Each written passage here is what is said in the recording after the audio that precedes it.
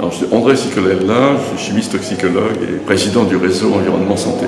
L'objet même du réseau Environnement Santé, c'est de faire que la santé environnementale soit centrale dans une politique de santé, alors qu'elle est encore très marginale. Elle était encore plus quand on a créé le RES il y a 9 ans. Aujourd'hui, on a progressé, mais ça reste encore à la marge. C'est-à-dire qu'on n'a pas, et l'exemple du chlordécone est un exemple qui illustre bien cette absence de politique générale en matière de santé environnementale.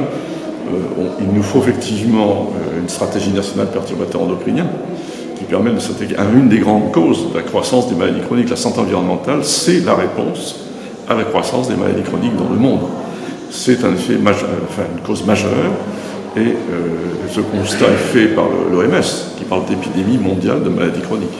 Cet enjeu de la santé environnementale, ce n'est pas simplement des chiffres, des pourcentages, c'est aussi une réalité vécue dans les territoires par des gens qui sont plus touchés par un certain nombre de pathologies, par un certain nombre de pollutions. Mais avec la difficulté toujours, c'est que c'est en fait l'ensemble de la population qui est contaminée. Et donc tout le monde est concerné.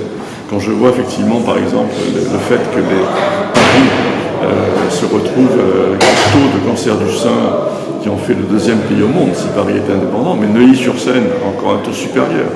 Neuilly-sur-Seine, ville assez privilégiée, se retrouve avec un taux qui est un des taux les plus élevés au monde. Voilà. Donc cette épidémie de maladies chroniques, évidemment il y a un gradient social, mais elle touche tout le monde et ça va être une grande cause nationale. Or aujourd'hui, ce n'est pas le cas. Ce n'est pas le cas.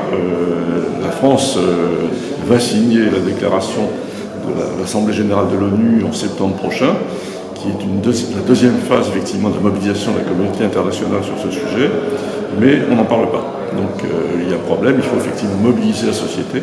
C'est un grand enjeu, moins 30% de mortalité prématurée d'ici 2030, arrêt de l'obésité et du diabète au niveau mondial d'ici 2030, mais pour y arriver, il faut commencer à travailler dès maintenant.